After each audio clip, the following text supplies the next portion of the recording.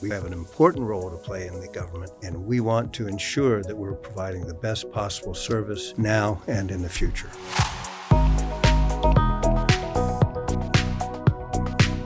Welcome to GAO's Watchdog Report, your source for fact-based, nonpartisan news and information from the U.S. Government Accountability Office. I'm your host, Holly Hobbs. We've got another special episode of the Watchdog Report today. While most of our episodes focus on our new reports for Congress, we also sometimes talk about GAO itself, our mission, and how we do what we do. Today's episode focuses on a very important aspect of our work. We'll look at how GAO protects its work from bias and partisanship. Here to tell us more is GAO's Chief Quality Officer, Tim Bowling. Thanks for joining us. Thank you, Holly. It's a pleasure to be here. Tim, employees at GAO are often told that our agency is unique, that we're able to be nonpartisan because of that uniqueness, because of our independence. What does that mean? Well, GAO was created long ago to become an independent organization that did not support any particular political or other bias or point of view. The fact that we are who we are is virtually unique in the federal government. The federal government has a number of places you could go if you want information from a particular institution. They can do analysis, they can tell you their perspectives, but almost all of them have a particular point of view that they are responding to, whereas GAO does not. We pride ourselves on being independent and non-political, nonpartisan, and we are, as I said, virtually unique across the federal government in that aspect. So obviously we work for Congress. They request our efforts or they mandate it in law, but Congress isn't nonpartisan. So how do we keep that influence from influencing our work? Well, we have produced congressional protocols which outline our relationship with Congress, and all of Congress has a copy of that. Each one, and they know that one of the most important aspects is that when they request us to do an engagement and we accept it, at that point, they can talk to us about what we're doing if they want to. What they can't do is say, oh, we didn't think you would find that. We don't want you to go any further. Close down this engagement. We do not do that. If we have started an engagement and have begun developing findings, we will complete it and we will issue it publicly. They can tell us what to look at, but not what to find. Sometimes we get asked to look at programs or topics that may be championed by one party and disparaged by the other, right? How do we navigate that?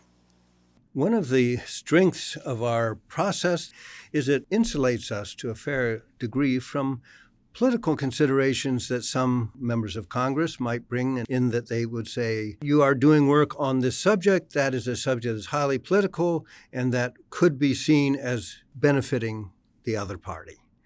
We are protected from that, very much so, by our processes and policies that ensure that we do not accept any request from Congress that is not provided in a way that it can be accomplished through a nonpartisan and independent review. That is absolutely essential. When we get a request from Congress, we would go up and talk to them about that request and talk about how we could do it, talk about what we could do and what we couldn't do. If it's a request that asks us, why is this program so badly run, we would say that is not a request we can answer because it assumes a conclusion. Instead, we will look at how this program is run and is it run according to appropriate standards and quality considerations. So we've been talking about how we keep external influence from impacting GAO's work. But the work's done by human beings and they have opinions. How do we keep those opinions out of our work so that it remains fact-based? Okay, very good question. The reality is that we have a culture here at GAO that is unique, I think, across government in the way in which its nonpartisan aspect, non-political aspect, is not only encouraged but required. I can say that there are people I've worked with for 35 years, and if you ask me, do they vote Democrat or Republican, I couldn't tell you. In addition, we have policies that require all of us at GAO to put in a financial disclosure statement once a year that says where all of our finances are located, and they are reviewed carefully by our general counsel's office to ensure that there's no possibility that a person would be assigned to a particular engagement that could be influenced in some way by his financial holdings or investments or stocks or bonds or whatever. So we're very careful about that. In addition, every 2 weeks, we account for all the time we spend during that 2-week period and charge particular time codes for it.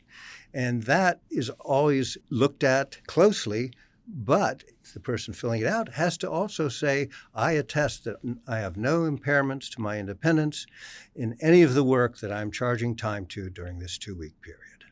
Some of what we just discussed is self-reporting, right? You're disclosing your own finances, you're saying you're independent and don't have bias, but who checks the work itself to make sure it's fact-based and free from bias? It's an excellent question as well, because it's so important to who we are and our very survival as an agency.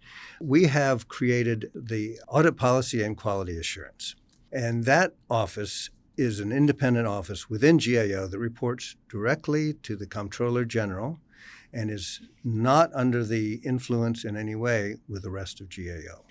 And what we do is ensure that each of the engagements that we do results in a product that is in keeping with our core values, our professional standards, that is correct, that is unbiased, fair, balanced, and accurate.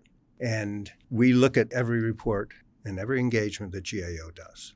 We are aware that if we don't ensure that every product is of the quality that meets our standards, we could find ourselves in a lot of difficulty, because it only takes one mistake before people start to wonder, well, we've always thought they're right about everything.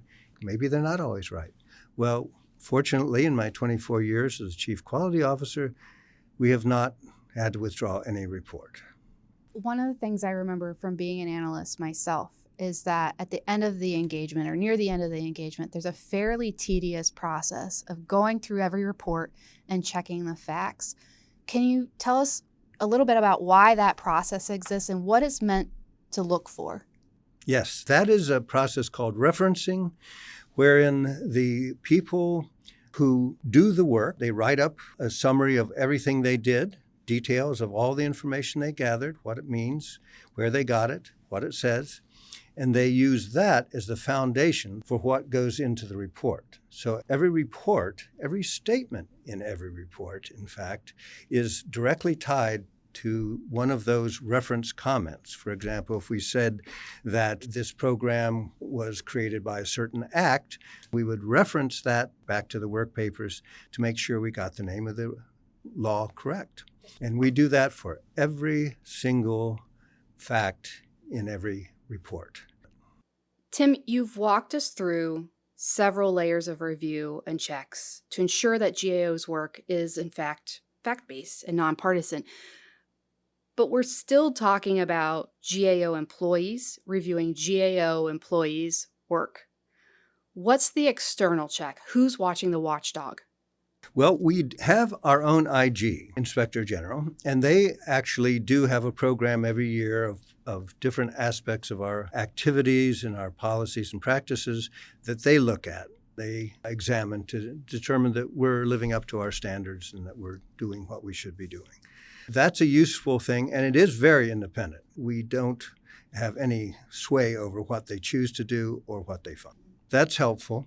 In addition, we have something we call peer review, which allows us to contract with other organizations. We call them Supreme Audit Institutions, but they're organizations that are commensurate with GAO, the same type of organization, at countries around the world.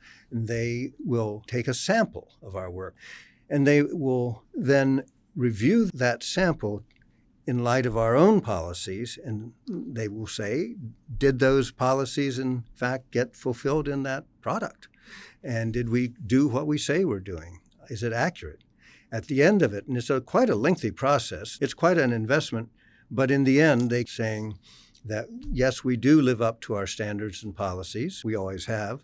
They have never had a single finding in all the years we've been doing this of inaccuracy or a finding that they said that is not supportable. So GAO is obviously very protective of its reputation. It's a very important part of it. If we ever get the reputation of not producing products that are fair, balanced, and accurate, Congress would stop listening to us, would stop requesting products from us. In a sense, that would be the end of GAO as we know it, because we exist to provide that information to Congress so that it can use it in its decision-making deliberation processes. So, last question. What would you want Congress or the American public to know about the quality of work we're doing here? We would want people to know that they can unreservedly rely on our products for being accurate and for being unbiased and fair and balanced, that they can use our products for decision-making, very important decision-making in the Congress and for other decisions by the American people and the executive branch, that in fact those decisions are based on our reliability in all of our work, and that we cherish and would jealously guard. That was Tim Bowling talking about how GAO guards its work against partisanship and bias. Thanks for your time, Tim. Thank you very much, Holly. And thank you for listening to the Watchdog Report. To hear more podcasts, subscribe to us on Apple Podcasts, Spotify, or wherever you listen. And make sure to leave a rating and review to let others know about the work we're doing. For more from the Congressional Watchdog, the U.S. Government Accountability Office, visit us at GAO.gov.